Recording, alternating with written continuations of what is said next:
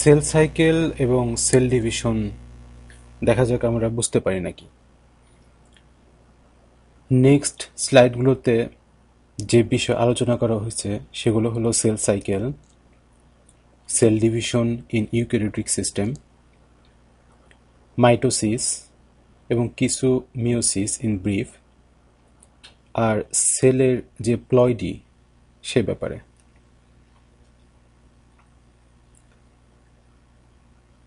Cell division আসলে mitosis এবং meiosis এই দুইভাবে ভাগ করা যায়।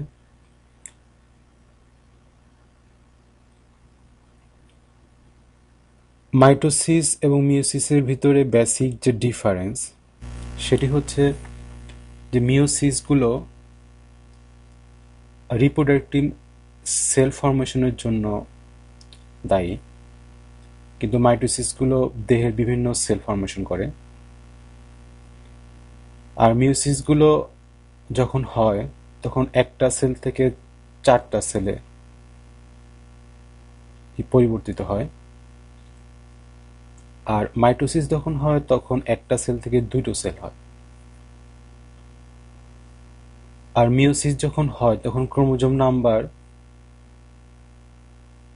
হাফ হয়ে যায়, মানে যে সেল থেকে চারটা সেল তৈরি হয় এই চারটা সেলের প্রত্যেকটা সেলের ক্রোমোজোম সংখ্যা হয় প্রথম সেলের অর্ধেক, কিন্তু মাইটোসিসে হয় সবসময় একই, অর্থাৎ যে সেল থেকে তৈরি হয় সেই সেলের সমান সংখ্যক ক্রোমোজোম থাকে।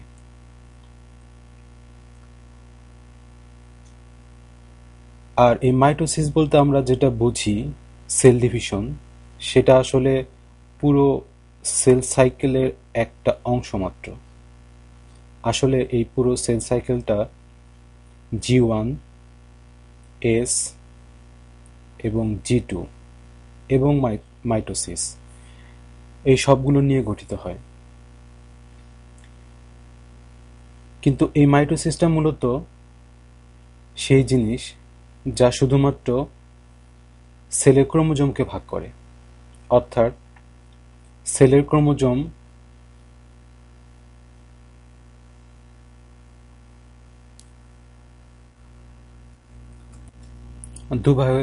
দুভাগে ভাগ হয়ে যায়। তো আসলে সেলের ভিতরে সেল তো আর জানে না যে আমরা এই সেল ডিভিশন কিংবা সেলের বিভিন্ন এই স্টেজগুলোকে এভাবে ভাগ করেছি। সেল তার নিজের মতোই সেল ডিভিশন করে, কিন্তু বোঝার সুবিধার জন্য আমরা এই ভাগগুলো করে থাকি। তো মাইটোসিসকে আবার দুই ভাগে ভাগ করা যায়। তার প্রথমটি হচ্ছে ক্যারিওকাইনেসিস। এই ক্যারিওকাইনেসিসটা আসলে এই ক্রোমোজোম এর ডিভিশনকে বোঝায়। আর সেকেন্ড সেটা হচ্ছে সাইটোকাইনেসিস।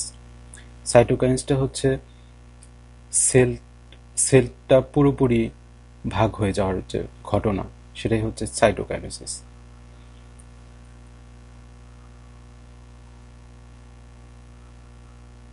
তো যখন একটা মাইটোসিস প্রক্রিয়া শেষ হয় তখন একটা সেল থেকে দুইটা সেল তৈরি হয়। তখন একটা সেল এ স্টেজে থাকে, আর যখন সে G1 বা গ্যাপ 1 ফেজে চলে যায় তখন সে ম্যাচিউরড হয় আস্তে আস্তে, এবং নেক্সট যে ডুপ্লিকেশন হবে সেলটার, অর্থাৎ একটা সেল থেকে দুইটা সেল হবে, তার জন্য সে প্রিপারেশন শুরু করে। আর কিছু কিছু সেল আছে যারা এই প্রিপারেশন নেয় না, অর্থাৎ ডুপ্লিকেট হয় না, এবং তারা সরাসরি G0 ফেজে চলে যায়, অর্থাৎ তারা আর সেল ডিভিশন করবে না। তো সেই ধরনের সেলগুলো যেমন ব্রেনের নার্ভ সেল, তারা শুধু একবারই তৈরি হয়, কিন্তু নেক্সট টাইম আর সেল ডিভিশন করে না। তো এই সেলগুলোকে কোয়েসেন্ট বা সিনেসেন্ট সেলও বলে। তারপর G1 থেকে যখন এস ফেজে যায় তখন সেলের ভিতরে যে ক্রোমোজোম আছে, অর্থাৎ ডিএনএ, সেই ডিএনএ কিংবা ক্রোমোজোম সিনথেসিস শুরু হয়, অর্থাৎ একটা ক্রোমোজোম থেকে সিনথেসিস হয়ে দুইটা হয়। সেই কারণেই সিনথেসিস বা এসফেজ বলা হয় এটাকে। এই সিনথেসিস শেষ হওয়ার পরে শুরু হয় G2 ফেজ। এই G2 ফেজ হচ্ছে এই ক্রোমোজোম যে ডুপ্লিকেট হলো সেটাকে রিপেয়ার করে যদি কোনো ভুল থাকে। আর এই মাইটোসিসের জন্য যে প্রস্তুতি পর্ব সেটাও এই G2 ফেজে হয়। তার মানে এই পুরো জিনিসটা আসলে মাইটোসিস আর বিভিন্ন ফেজ দিয়ে গঠিত। এই ফেজগুলোকে সবগুলোকে আসলে একসাথে বলে ইন্টারফেজ। আর এই প্রত্যেকটা ফেজ কোনটার পরে কি হবে সেটা ডিপেন্ড করে আসলে কতগুলো প্রোটিনের উপরে, যেগুলোর নাম হচ্ছে সাইক্লিন এবং সিডিকে, অর্থাৎ সাইক্লিন ডিপেন্ডেন্ট কাইনেস। বিভিন্ন ধরনের সাইক্লিন এবং সাইক্লিন ডিপেন্ডেন্ট কাইনেস আছে, যার মাধ্যমে এই বিভিন্ন স্টেজগুলো কখন কার পরে হবে না হবে সেটা নির্ধারিত হয়। তবে মোটামুটি ধারণাটা এরকম যে প্রত্যেকটা সেল যখন ডিভিশন হয় তখন থেকে এই সাইক্লিন কিংবা সিডিকেসগুলো আস্তে আস্তে বাড়তে থাকে, এবং বাড়তে বাড়তে যখন সে সর্বোচ্চ পর্যায়ে চলে যায় তখন তার মাইটোসিসটা হয়, এবং এভাবেই সে প্রত্যেকটা সাইকেল কমপ্লিট করতে থাকে একটার পর একটা।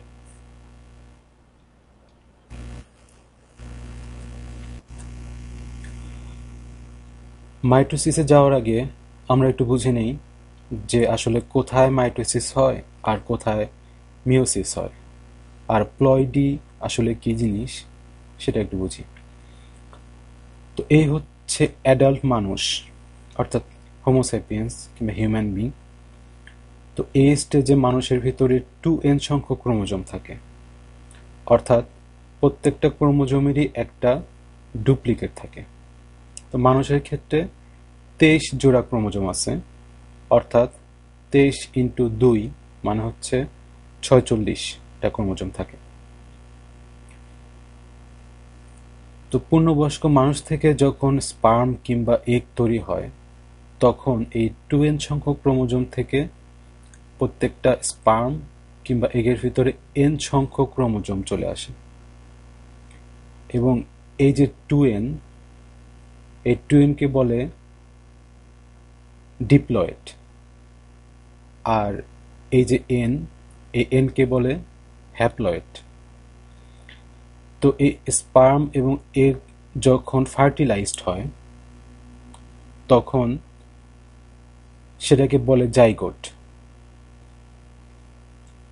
এবং জাইগোটের ভিতরে তখন স্পার্ম থেকে n এবং এই এগ থেকে n, এই n এবং n দুটো মিলে তৈরি হয় 2n, অর্থাৎ জাইগোট হচ্ছে ডিপ্লয়েড সেল। এবং এই জাইগোটের বিভিন্ন স্টেজ আছে, যে স্টেজগুলো এই প্লাসেন্টার ভিতরে সম্পন্ন হয়, যেমন মরুলা, ব্লাস্টোসাইট ইত্যাদি। এই স্টেজগুলো কমপ্লিট হওয়ার পরে তারপরে ব্লাস্টোসাইট স্টেজে এই প্লাসেন্টার ভিতরে এই ব্লাস্টোসাইটটা বসে যায় একটা নির্দিষ্ট জায়গায়, যেটাকে বলে হচ্ছে ইমপ্ল্যান্টেশন। তারপরে বিভিন্ন স্টেজ পার হয়, যেমন দ্বিতীয় মাসে দেখতে হয় এমন, পঞ্চম মাসে এমন, সপ্তম মাসে এমন, এবং কমপ্লিট হওয়ার পরে দেখতে হয় এইরকম। এবং প্রত্যেকটা স্টেজেই এখানে 2n সংখ্যক ক্রোমোজোম থাকে। তারপরে কমপ্লিট হওয়ার পরে তারপর আস্তে আস্তে যখন বড় হয় মানুষ তখন দেখতে হয় এইরকম। তো এই যে সার্কেল বা সাইকেল, এই সাইকেলের ভিতরে শুধু মায়োসিস হয় হলো এই জায়গাটায় যখন স্পার্ম এবং এগ তৈরি হয়, কিন্তু আর প্রত্যেকটা জায়গায় মাইটোসিস হয়। এবং এই যে n এবং প্রত্যেকটা জায়গায় 2n, এই যে একটা সাইকেল কমপ্লিট হয়, এই সাইকেলটাই হচ্ছে প্লয়েডি সাইকেল।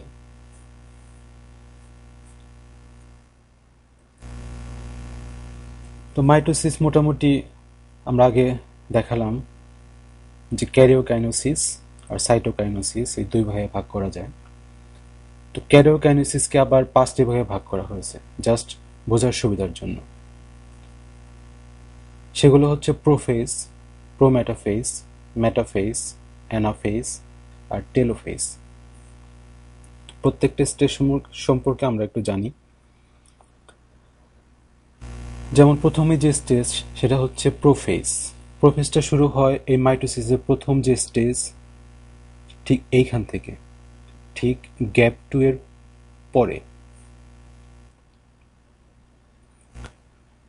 তো প্রথমে কি হয়? প্রথমে এই গ্যাপ 2তে এবং এই এস ফেজে যে ক্রোমোজোমগুলো ডাবল হয়েছিল, সেই ডাবল হওয়া ক্রোমোজোমগুলো আস্তে আস্তে সংকুচিত হয়, বড় হয় দেখতে, এবং তখন এদেরকে লাইট মাইক্রোস্কোপে দেখা যায়। আর এই সেলগুলোর ভিতরে 4n সংখ্যক ক্রোমোজোম থাকে, কারণ এই স্টেজে ক্রোমোজোমগুলো ডুপ্লিকেট হয়েছিল। আর নিউক্লিয়ার যে এনভেলপ আছে সেটা আস্তে আস্তে ব্রেকডাউন হওয়া শুরু করে। আর সেন্ট্রোজোমগুলো নিউক্লিয়াসের খুব কাছাকাছি চলে আসতে থাকে, কারণ নেক্সট স্টেজেই তারা আসলে কাজ শুরু করবে।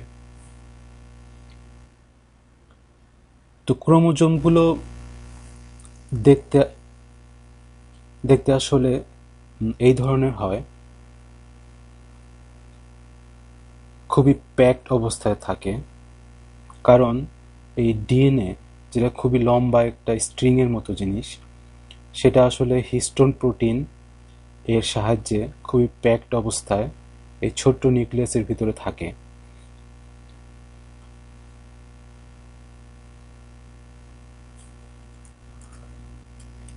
আর এইখানে যে ক্রোমোজোমটা দেখা যাচ্ছে সেটা আসলে একটা ক্রোমোজোম না, দুটো ক্রোমোজোম। কারণ সিনথেসিস ফেজে আমাদের একটা ক্রোমোজোম কিন্তু দুটো ক্রোমোজোমে কনভার্ট হয়েছিল, এবং সেই দুটো ক্রোমোজোম একসাথে সেন্ট্রোমিয়ারের মাধ্যমে সংযুক্ত হয়ে আছে। এখন প্রত্যেকটা ক্রোমোজোমকে আসলে সিস্টার ক্রোমাটিড বলে তখন, যখন তারা একসাথে সংযুক্ত হয়ে থাকে। আর সেন্ট্রোমিয়ার দ্বারা কিভাবে সংযুক্ত হয় সেটা হচ্ছে, সেন্ট্রোমিয়ারে কিছু প্রোটিন থাকে যেগুলোর নাম হচ্ছে কোহেসিন প্রোটিন। সেগুলো একটা কমপ্লেক্স ফর্ম করে এই দুটো ক্রোমাটিডকে তারা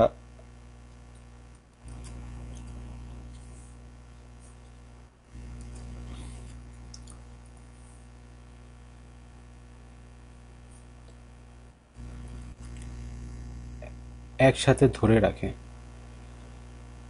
তো ক্রোমোজোমের ভিতরে যে ছোট যে আর্মটা থাকে সেটাকে বলে পি আর্ম, আর বড় যে আর্মটা থাকে সেটাকে বলে কিউ আর্ম। তো এই ডিএনএটা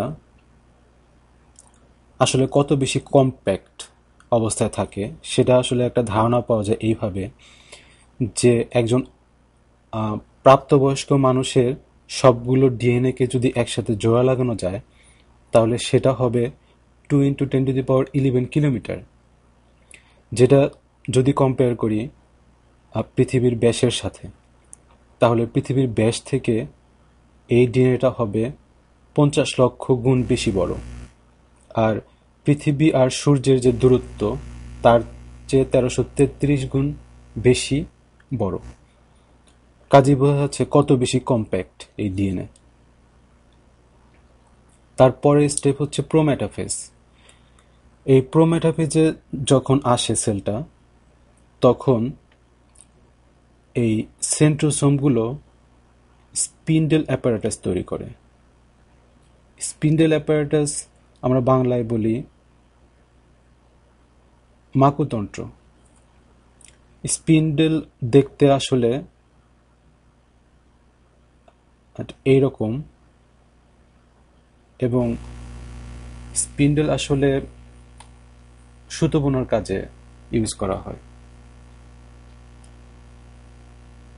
তো যেহেতু এই সেন্ট্রোমিয়ার প্লাস যে সুতোর মতো দেখা যাচ্ছে এগুলো হচ্ছে মাইক্রোটিবিউল, কিছু প্রোটিন, এই সবগুলো মিলে স্পিন্ডেলের মতো দেখতে লাগে, তাই এটাকে স্পিন্ডেল অ্যাপারেটাস বলা হয়। আর এই সেন্ট্রোসোম থেকে যে প্রোটিনগুলো বের হয় সেগুলো হচ্ছে মাইক্রোটিবিউল।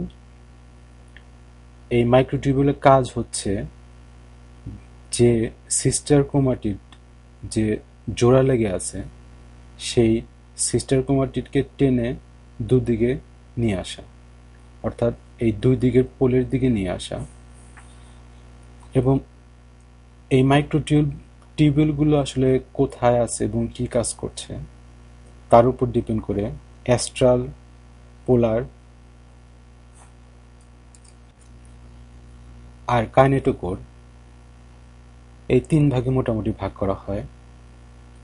অ্যাস্ট্রাল হলো এই সেন্টিমিটারের খুব কাছাকাছি যেগুলো থাকে সেগুলো।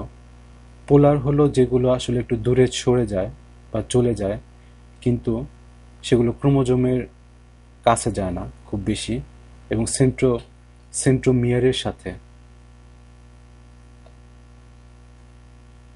অ্যাটাচ হয় না।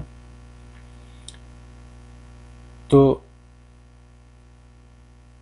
যখন এই জিনিসগুলো সম্পূর্ণ হয় তখন নেক্সট স্টেপ অর্থাৎ মেটাফেজে শুরু হয়। তাহলে দেখা যাক মেটাফেজে কি হয়। মেটাফেজে হয় হলো এই এই ক্রোমোজোমগুলো এই ইকুয়েটর অর্থাৎ এই বিষুবরেখা বরাবর চলে আসে এবং অ্যালাইন হয়, মানে সজ্জিত হয়।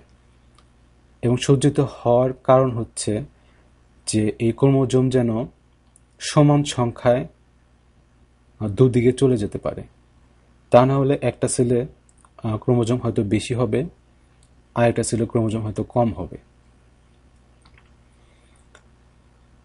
আর এই স্টেজ যতই সামনের দিকে এগোয় ততই এই এই ক্রোমোজোমগুলো সিস্টার ক্রোমাটিডগুলো আস্তে আস্তে দুই দিকে পোলের দিকে সরে যায় এবং এই স্টেজের শেষের দিকে তারা সেপারেট হয়ে যায়।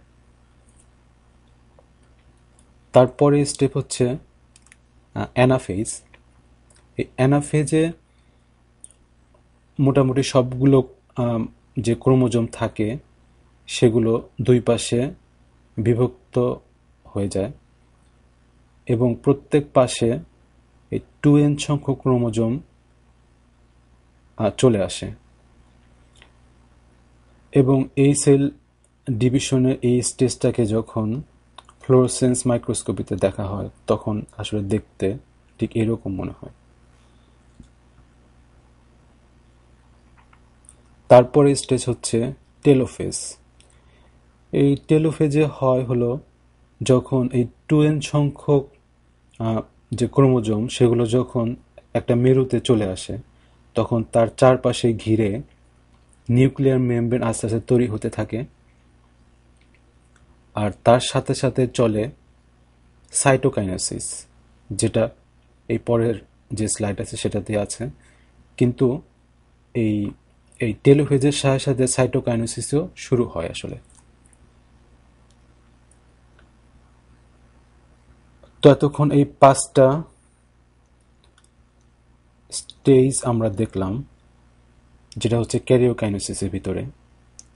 আর তারপরে যখন সাইটোকাইনেসিস শুরু হয় তখন এই দুটো সেল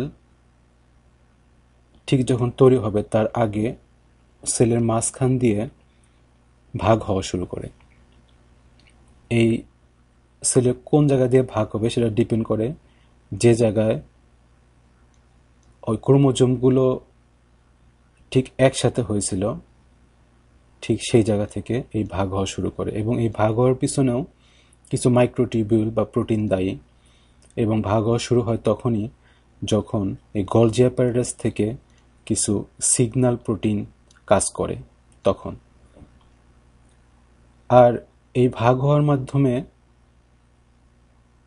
সেলের যে বিভিন্ন অর্গানিলগুলো আছে সেগুলোর সমবিভাজন সম্ভব হয়, কারণ যখন ভাগ হয় তখন সেলের 50% অর্গানেল একদিকে সরে যায় আর 50% অর্গানেল অন্যদিকে সরে যায়, এবং তারপরে সাইটোকাইনেসিসের মাধ্যমে দুটো নতুন সেল তৈরি হয়।